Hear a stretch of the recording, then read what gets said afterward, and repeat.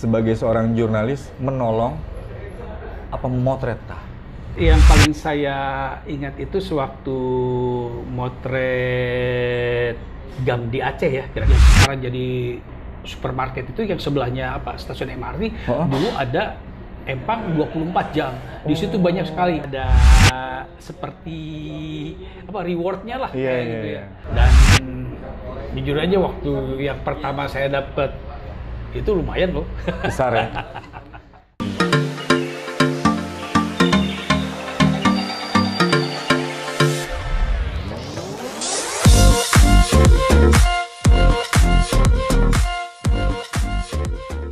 Assalamualaikum warahmatullahi wabarakatuh. Waalaikumsalam. Salam sehat untuk kita semua. Buat teman-teman yang ada dimanapun berada dari Sabang sampai Merauke.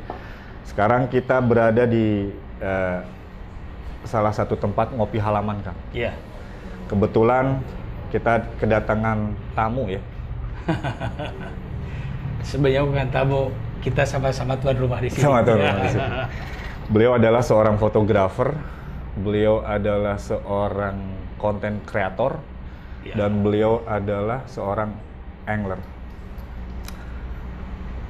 Di mata saya beliau ini seorang yang apa ya? Inner handsome. Energi positif selalu hadir kalau ketemu. Ada aja ide-ide kreatif dan membangun. Nggak usah lama-lama lagi. Apa kabar Kang Arif? Baik Bung Aziz. Apa kabar? Alhamdulillah. Sehat baik, ya? Baik. Alhamdulillah baik. Iya. Aktivitas selama COVID-19 ini apa aja Kang Arif? Boleh saya buka aja ya? Boleh, boleh. Kita sudah vaksin 2 kali sudah ya? Vaksin. Oke, aman. Ya aktivitas selama COVID ini karena kan sejak Januari tahun ini saya sudah pensiun. Jadi untuk mengisi kegiatan ini ya apa? Saya tetap melakukan aktivitas hobi saya ya motret ya dan tentunya memancing. Saya hampir tiap minggu saya tetap agama mancing itu ya. Kebetulan ya bukan itu sih, hanya untuk apa sebagai apa ya aktivitas agar saya tetap apa beraktivitas saja, karena diam di rumah juga tidak baik. Jadi ya saya harus melakukan aktivitas yang positif lah intinya. Dan kebetulan saya senang memotret dari kecil, senang mancing, dan juga ada hobi baru yang ternyata asik juga, yaitu membuat apa konten buat salah satu multimedia gitu. Media gitu. Karena kebetulan ternyata di situ saya menemukan keasikan juga. Gitu. Menarik.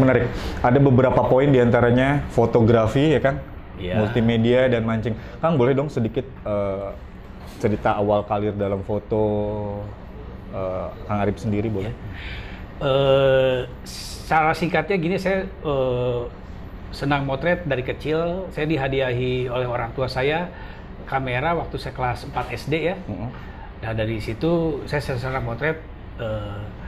Terus film tuh ya, film ya? Masih film. Ya? Jadi singkatnya pada tahun 95 setelah saya lulus, saya melamar ke sebuah koran berbahasa Inggris yaitu di Jakarta Post, dan alhamdulillah saya diterima sampai pada awal tahun ini, yaitu Januari 2021 saya pensiun. Jadi sewaktu di Jakarta Post karir saya menjabat multimedia dan foto editor. Ya singkatnya itulah. Jadi berapa tahun itu Kang berkarir 26 tahun. Wow. Jadi saya dari semenjak lulus sampai saya pensiun saya hanya kerja di Jakarta Post saja. Gitu. Suka dukanya dong Kang, boleh? Suka duka banyak selama... sekali sukanya, makanya ya? Saya betah di Jakarta Post. Tapi pada waktu saya kerja di Jakarta Post, teammate saya yang terdahulu bilang kalau orang yang kuat kerja di Jakarta Post 5 tahun itu gila gitu ya. Mungkin saya termasuk yang gila juga. 26 tapi tahun ya. Intinya kerja di dunia jurnalistik dan kebetulan di Jakarta Post juga membuat saya betah, itulah makanya saya tidak maksudnya saya betah di Jakarta Post itu, meskipun saya sempat pernah ditawari kerja di kantor berita asing, tetap bagi saya Jakarta Post adalah rumah saya gitu. Lebih apa? Iya. Lebih membumi ya Kang ya? Ya lebih betah lagi seperti itu. Ada pengalaman detail nggak sih Kang untuk selama berkarir gitu dalam dunia fotografi, misalnya meliput bencana apa atau boleh Kang? Iya. Sebenarnya yang paling saya ingat itu sewaktu motret GAM di Aceh ya, gerakan Aceh Merdeka. Oke. Tahun 2000. Aduh, saya sorry. 1000 itu sebelum pemilu. Aduh, saya sorry agak lupa ya itu tuh. Hanya pada waktu itu ada saya waktu itu 2 kali sih, berapa kali ke Aceh, sempat bolak-balik sih.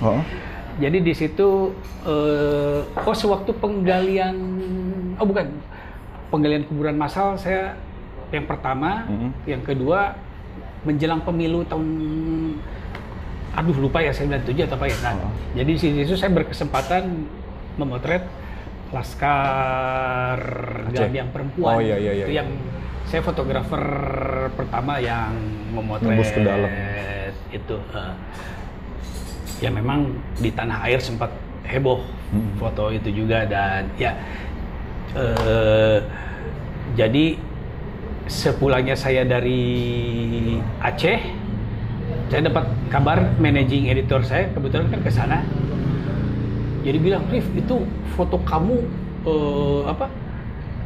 di Aceh itu diperbanyak, difotokopi, dijual ke masyarakat sebagai mengumpulkan biaya untuk pada waktu itu kan masih ada semacam gejolak di Tanah Rencong itu ya." Sorry Kang, fotonya tentang apa? Itu visualnya perempuan ibu-ibu, istri dan anak yang membawa senjata AK-47 gitu. Jadi itu ya sempat diresensi juga oleh Mas Seno di situ ya. Saya jujur aja saya sangat senang dengan reviewnya Mas Seno. Mas Seno Gumilar aja. Tapi ya itu tadi balik lagi. Sewaktu di Jakarta saya sempat meliput beberapa kegiatan teatrikal, bahkan itu dijadikan backdrop pementasan mengenai tragedi di Aceh. Ya itu memang salah satu sejarah yang cukup kelam mengenai Tanah Rencong, yang syukurnya sekarang Aceh sudah damai lah. Jadi sudah tidak ada agam lagi dengan ini. Intinya sekarang sudah membaiklah suasananya dibandingin itu cerita lama aja tapi hanya karena itu memang foto yang sangat berkesan juga bagi saya. Nah Kang, ada pertanyaan yang malah agenda nih Kang. Sebagai seorang jurnalis, menolong apa memotret? Jawabnya begini aja ya. Dari itu pertanyaan saya, yang selalu terulang. Saya di Slipi pernah pas maghrib di persimpangan rel kereta api ada saat pintu kereta api mau menutup, ada mobil bukan menerabas, sebenarnya terjebak, dia mogok oleh pintu gitu. Ada kereta api, sebenarnya itu ada dari stasiun Palmerah kereta datang, wah ini udah pasti celaka, itu udah panik orang. Sebenarnya saya kalau mau, karena saya pas di belakang palangnya, karena kan saya naik motor paling depan. Kalau mau saya ambil foto akan bisa banyak ya, tapi enggak, saya malah teriak-teriak. Kayak gitu saya lupakan. Itu aja sih. Berarti Akang manusia. Selain di dunia jurnalistik, jadi waktu tahun 2004 tuh ketika saya nongkrong bareng, saya lihat ini siapa orang. Tapi ternyata selain ngobrol-ngobrol, saya lihat beliau ini bawa alat pancing nih. Yang di dalam pikiran saya, irah ngusep nak gitu kan. Kapan mancingnya nih gitu. Kok dia bawa alat pancing? Itu hobi mancing banget gitu Kang, sampai harus bawa dari tahun berapa itu Kang? Saya 2004-2005 ya? Kalau hobi saya mancing Kang? Iya, hobi mancing saya dari kecil. Saya itu biasa dibawa oleh Pak D saya mancing ke mana-mana. Kemudian karena kebetulan setiap kali saya diajak itu saya pasti dapat terus. Bahkan beberapa kali ikan yang besar kayak gitu. Dan selain itu juga saya istilahnya mau dibawa hujan-hujanan, bahkan sempat ada lomba di situ Cileunca di Garut gitu. Saya di tengah rakit, saya bahkan ikut lomba itu. Kalau misalnya kamu ke pinggir, saya berenang pakai gebog pisang loh, langsung ke pinggir gitu, beli kopi gitu sampai kayak gitu. Karena itu saya waktu itu masih SD loh itu. Dia saya, lebih wild gitu ya, wild. Waktu itu bukan wild, itu ada pertandingan event besar, tapi lombanya dirakit, ikannya memang sangat banyak sekali itu. Saya ikut dengan Uwa, kalau berarti Pak D. Pak D ya, Pak D. Jadi, nah kemudian terhenti. Saya ada hobi lain yaitu bermain musik. Kemudian setelah kerja, saya punya anak, jadi saya itu mancing tuh udah bukan tiap hari lagi, tapi sehari 2 kali. Dan itu saya lakukan bisa tiap hari. Jadi sewaktu anak saya ke sekolah TK, kebetulan di dekat TK-nya itu di dekat daerah Kemang, Jakarta Selatan, itu banyak empang-empang. Jadi saya nganter anak saya sekolah, udah saya mancing sekitar 2 jaman. Udah gitu jemput anak pulang, pergi lagi ke empang. bukan malam, kan saya harus kerja. Kerja. Nah waktu itu di daerah dekat kantor saya, sama di Lebak Bulus yang sekarang jadi supermarket itu, yang sebelahnya stasiun MRT, dulu ada empang 24 jam. Di situ banyak sekali. Ya itu kan dekat rumah saya, terus yang satu dekat kantor. Jadi otomatis udah pulang itu saya ke empang terus. Jadi pagi mancing, sore mancing, kadang-kadang juga saya ke Cibubur, Taman Mini atau kayak gitu. Dan kadang-kadang diselingi di laut juga karena pada waktu itu tempat saya bekerja ada klub mancingnya juga yang saya buat gitu.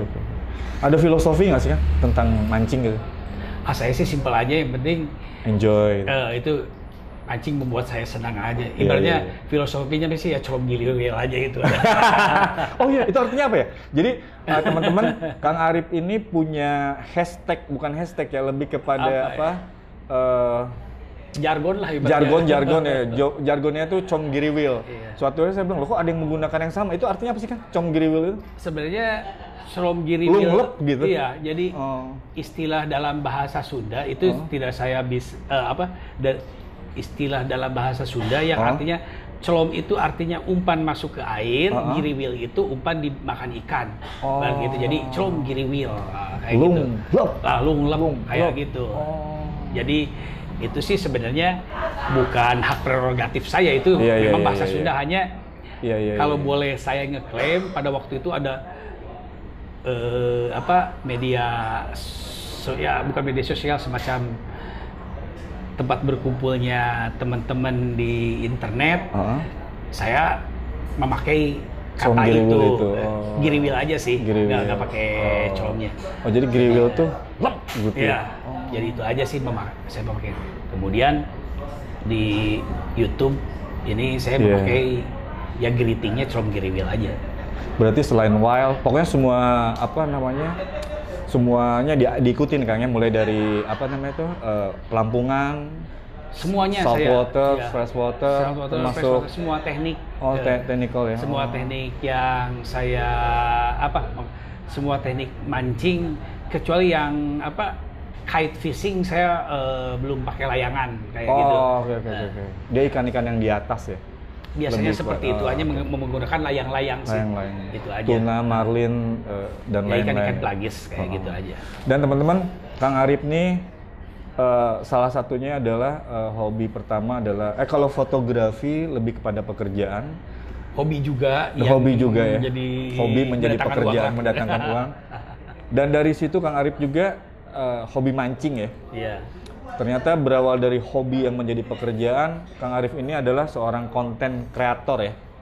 Ya bisa dikatakan seperti itu saya, Content tapi sebenarnya creator. masih belajar membuat sharing ya. informasi dan pengalaman Informasi, aja ya. saya di mancing itu aja sih. Jadi di YouTube-nya tuh ada berbagai macam konten nih kayak selain umpan, Iya. mancing, musik, fotografi, dan menyelam ya, mengenai hobi-hobi saya aja sih. diving, Iya. free dive. Boleh cerita Kang kenapa bisa membangun itu dan keuntungannya apa, khususnya dalam bukan royalti apa yang kita dapat, tapi keuntungan plusnya buat ya input buat teman-teman sedikit Kang tentang pentingnya kita membuka mata dalam mendokumentarikan hobi kita yang menghasilkan uang. Boleh? Jadi awalnya sih saya berangkat dari ingin berbagi pengalaman itu aja sih. Intinya saya bikin channel di YouTube. Saya tidak bermuluk-muluk bahwa saya ingin berbagi pengalaman ya tentang hobi saya seperti yang tadi disebutkan, yaitu mancing, bermusik, motret, dan menyelam ya. Nah, dari situ ternyata sambutannya Positif ya. bagus gitu ya. Dan sampai hari ini sih alhamdulillah di usianya saya bikinnya itu 2016, saya lupa lagi, sudah 13 juta views ya. Oh sekarang ya? Hari ini, per hari ini. Terus subscriber sih memang masih kecil, 35.100-an subscribers gitu. Tapi kalau dari Google Analytics saya lihat, alhamdulillah terakhir itu subscriber saya itu dari 44 negara gitu. Jadi jujur aja sewaktu 44 negara. Subscriber saya itu tuh.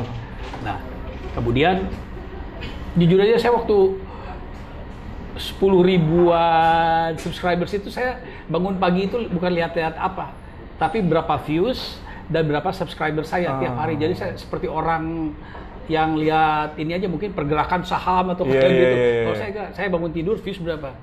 Karena pernah satu hari itu sampai 30 orang, 40 orang subscriber tuh seharinya itu dan bahkan sempat viewsnya itu tembus 10.000 atau 10.000 lebih, 14.000 sehari itu. Dalam satu hari. Terus karena kan grafiknya per 28. Itu ada trafficnya. Ada. Maksudnya gini, di jam orang pulang kerja kah? Itu ada sih. Ada strateginya. Itu dari jamnya, medianya apa, umurnya berapa, dan negara apa. Tapi secara garis besar traffic saya agak lumayan, tapi sekarang menurun. Entah Google algoritmanya itu bagaimana, saya tidak mengerti. Toh saya nggak peduli, yang penting ini bagus. Hanya memang semenjak pandemi ini rata-rata sekitar 2.000 aja sih. Sekarang sih agak menurun, tapi intinya dengan komentar-komentar yang ada di di beberapa video saya sangat mendukung, dan jumlah viewsnya subscriber semangat itu ya. Jadi ya itu tadi, keinginan untuk berbagi itu semakin besar lah gitu. Jadi tidak sia-sia apa yang saya ingin sharing itu ternyata mendapat sambutan dari mancanegara, itu aja. Kalau di jurnalistik, bad news is money. Enggak juga sih. Kalau di multimedia, konten is money ya. Nah Kang, apa sih yang diharapkan oleh viewer Akang? Mungkin bisa sih nggak ngebaca yang keinginan mereka, khususnya mengenalkan hasanah Indonesia juga tentunya kan ya, tentang mancing di tempat A, tempat B. Yang mereka harapkan tuh apa sih dari kalau yang Akang amati gitu, dari para viewer dan subscriber itu? Kalau yang saya kebanyakan sih mereka menanyakan how to. Jadi gimana kalau mau mancing ikan ini caranya? Jadi bagaimananya? Introduction berarti ya, lebih ke bukan, lebih kepada bagaimana sih misalnya saya misalnya mau mancing ikan tenggiri, bagaimana ini rangkaiannya, atau kayak gitu, atau misalnya umpan ikan ini sebaiknya pakai umpan apa, kayak gitu, pokoknya lebih technically gitu. Dan memang secara umum kalau saya lihat views-nya itu yang paling banyak yang technical how to-nya itu, tips-tipsnya itu dibandingin unboxing itulah ya. Ya unboxing juga lumayan tapi tutorial itu dia yang lebih banyak dilihat orang. Kalau tips-tips saya mancing mah mungkin ya sama aja dan tidak istimewa juga, mungkin orang lain kan lebih banyak yang ikannya lebih wah gitu dibandingin yang saya tangkap gitu aja. Nah sekarang kan banyak nih kan teman-teman tuh, bahkan anak-anak sekarang kalau ditanya cita-citanya mau jadi apa, YouTuber. Iya. Mereka tuh karena hal sepele pun menjadi sesuatu hal yang menarik gitu ya. Plus minusnya boleh kan cerita apa royalti yang didapat, sisi positif dari bermain multimedia khususnya? Saya bicara mengenai diri saya aja dulu ya, tapi memang fenomena anak-anak sekarang yang jadi YouTuber memang saat ini.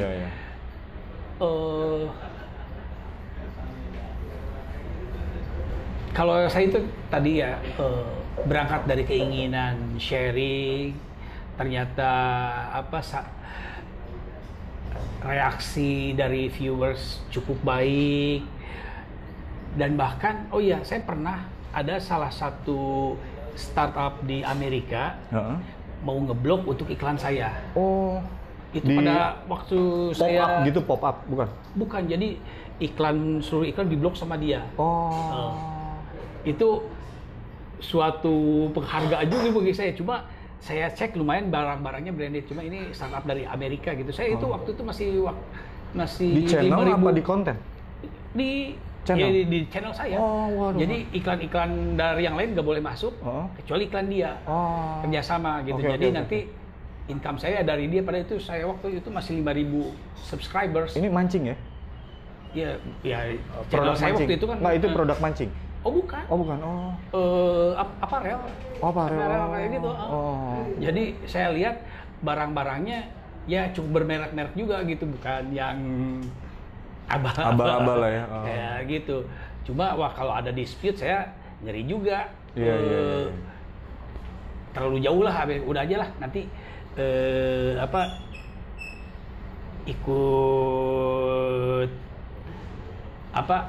ikut flow-nya aja lah. Iya. Kalau rezekinya nanti datang juga. Nah, ternyata pas waktu berlalu gitu, subscriber banyak, views banyak, ada Google AdSense masuk gitu. Saya bawa untuk jadi semacam YouTube partner kayak gitu. Untuk teknik-tekniknya seperti itu saya agak kurang ini, hanya syukurlah ternyata ada seperti rewardnya lah kayak gitu ya. Dan jujur aja waktu yang pertama saya dapat itu lumayan loh. Besar ya. Tapi luar biasa. Besar sih tidak, hanya lumayan untuk views dan subscriber saya itu. Iya. Wah gila. Gini. Nah, tapi luar biasa kan yang mau saya gali adalah gini. Selama ini kan orang lebih ke spesifik ya. Satu konten itu terus. Tapi kalau di multimedia di YouTube kan lebih kepada beragam ya. Ada musik, ada ini, ada itu. Tapi justru banyak orang yang datang ya. Itu strateginya kan boleh tahu nggak? Ya itu sebenarnya ada kelemahan. Karena kalau saya lihat misalnya orang tentang mancing aja eksisnya. Tapi ini kan lebih ke ke beragam. Tapi berarti orang mengenal bukan konten apa yang di dalam, tapi orang mengenal Kang Arifnya sendiri berarti kan ya? Ya karena di situ juga di channel saya sebutkan bahwa channel saya ini menceritakan mengenai hobi-hobi saya sih. Tapi memang hobi yang saya geluti itu memang mancing. Yang kebetulan bisa saya lakukan setiap saat lah. Saya ada grup ya Kang. Iya. Di dalamnya tuh penggemar Akang semua. Itu hal-hal yang Akang buat misalnya umpan A dicampur ini itu banyak yang mengikuti. Iya. Terima kasih. Terima kasih. Itu. Jadi ternyata banyak orang-orang yang apa ya, ya how to itu bener penting banget sih ya. Dan iya, saya jujur teman-teman saya tuh bahkan pernah ketemu bilang itu Kang Arif, iya. Oh salam ya saya salamin. Dari 3 tadi kan kalau saya lihat, 1 fotografi, yang kedua mancing ya, fishing, yang ketiga adalah multimedia. Nah dari 3 yang akan hobi inilah, kita sebut semua 3-3-nya hobi ini, mensinergikannya gimana itu Kang? Jadi kebetulan saja hobi yang saya lakukan ini bisa apa ya, bersinergi menyatu ya. Jadi dan saya juga ingin mengoptimalkan waktu yang saya spend. Jadi saat saya mancing, saya berusaha mencari apa sih yang bisa saya buat selain memancing. Nah kebetulan hobi saya memotret dan pekerjaan saya juga sebagai fotografer, ya saya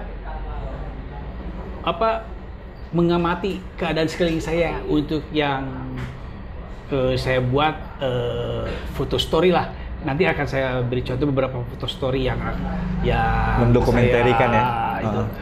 Dan selain mancing tersalurkan, foto juga saya bisa menyumbang buat media saya, dan saya juga membuat video yang saya buat mengisi YouTube saya. Jadi dalam satu perjalanan itu saya bisa memenuhi ketiga hobi saya tadi ya, dan alhamdulillah itu bukan sekali 2 kali, sering sekali saya itu, karena intinya setiap trip mancing itu pasti saya minimal dapat 1 konten itu udah pasti. Bahkan kadang-kadang saya bisa membuat 5 konten atau apa kayak gitu. Dan kadang-kadang memang konten itu secara alamiah datang aja sendiri idenya gitu aja. Kadang-kadang tanpa persiapan, intinya udah insting lah gitu. Itu aja sih.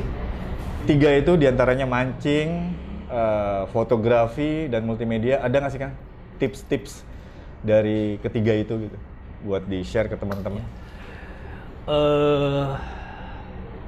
Saya ingin berbagi saja bahwa untuk melakukan sesuatu itu yang paling penting itu konsisten ya. Konsisten. Jadi jangan setengah-setengah, kita harus fokus dengan apa yang kita kerjakan. Jadi seperti dari hobi saya motret, saya konsisten motret terus, pancing pun saya mancing terus. Terus bikin YouTube juga, konten untuk YouTube juga saya konsisten terus. Ya yang penting rajin itulah.